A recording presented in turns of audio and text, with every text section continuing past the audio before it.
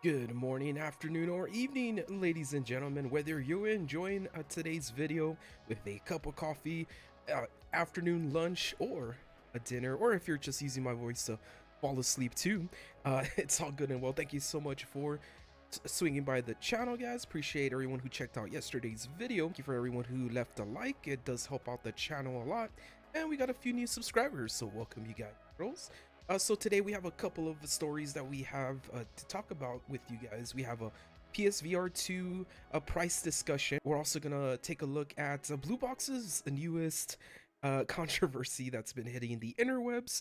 If you guys remember the developer Bluebox, we'll get into a little bit about that. And also Sony has removed an offer that people were taking advantage of for the PS Now, and we'll get into those details. And if for those of you guys and girls who stay for the end of the video, we're going to be talking about a bonus and news story, an interesting trademark that Sony just recently filed. So settle in, you guys, and let's go ahead and get into the PSVR2 and PS5 news for Tuesday, April 5th. So let me know in the comments down below, you guys, which price would you be willing to pay for the PSVR2, or if you're not a fan of PSVR, you can let us know also. But we were here on the channel, we were talking about how the price looks like it's going to be between $349 and at $399, and I kind of guesstimated it was going to be $349 because I don't think it would look good for Sony if it cost the exact same as a digital PS5. But if we look back at the original PSVR, it did come out for $399 at first, and now it's down to $299. Looking at this Games Radar article here titled PSVR2 price, how much will it cost, and can we expect bundle deals? I do fully expect that we're going to get bundles. I do think we're going to get a bundle at least with the launch game, which is the Horizon game. So looking at the article here, it says we're expecting the PSVR2 to sit at $399 US, in line with the original console's launch price, and sitting just underneath the full cost of the PS5.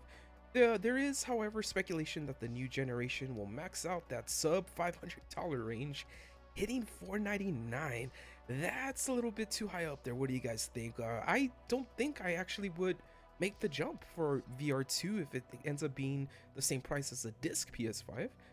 Now, the current generation PlayStation VR, the article goes on to state, is currently available for $299. However, the system has received 2 permanent price cuts in its lifetime, originally dipping down to $349 and then making a further discount in March 2018 with another $50.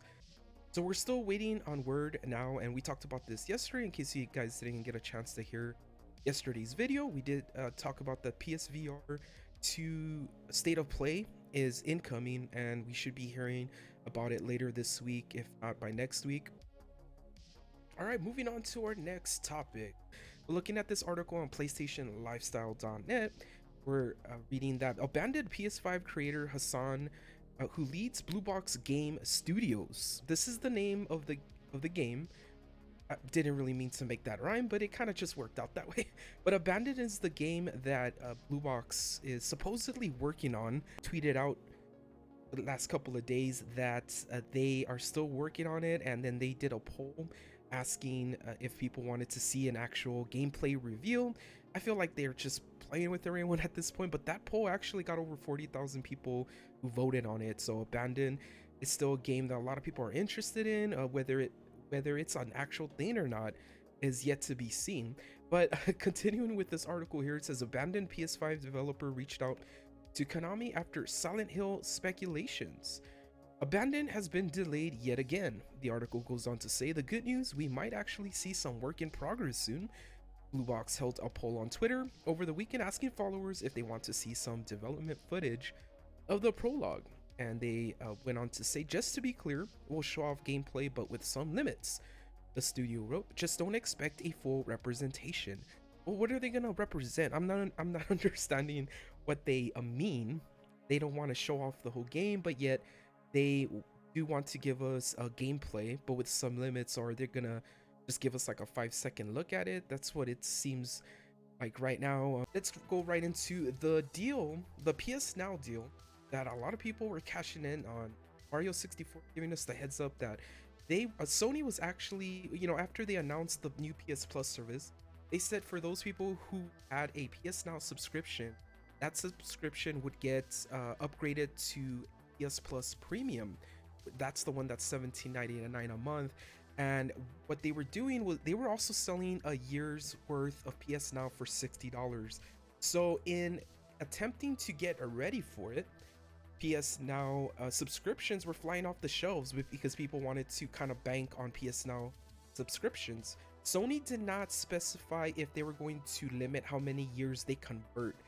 And now it's gotten delisted. They are no longer listing the 12 months worth of PS Now.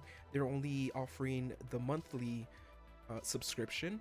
But we shall see. If you were able to bank some PS Now subscriptions, congratulations, and let me know in the comments down below. So an interesting trademark has been filed by Sony, and this has to do with PSVR. This comes to us via dualshockers.com, and they're saying that Sony actually has trademarked something that looks like a controller with belt straps. It's a very odd image, and I'll leave the link in the description if you guys want to read more into it. The trademark itself, the patents, it's an odd image, but it does look like a controller that has some belt straps on it. What going on with the article says, recently a new patent was spotted by Zubitech on Twitter about an upcoming controller. This patent is for a strapped controller, which means that there will be a belt in place to keep the controller intact while playing. Unfortunately, why exactly this strap is in place is not known, but there are some educated theories some fans have come up with. One theory suggests that Sony could be working on something similar to the Valve Index Knuckles. This controller basically allows players to grip it. What is interesting is the fact that the design posted on the patent is quite different from what we have seen, so there is no clarity about exactly what this controller is for. It might be that this is just a prototype of the controller coming with the PSVR2. This kind of reminds me of the straps that come with the Joy-Con and the ones that no one ends up using, and then you see videos on the internet of TVs getting broken because of it. But it looks like a safety attachment of some sort. It's very strange, but if you guys want to check out the link in the description and then come back and let me know what you think that a trademark might be, what it might be for. And I hope the rest of your day is awesome and very relaxed. Remember, always take some time for yourself, guys and girls, to kind of relax, play some games, and until we see you next time, stay safe, stay awesome, you're cool.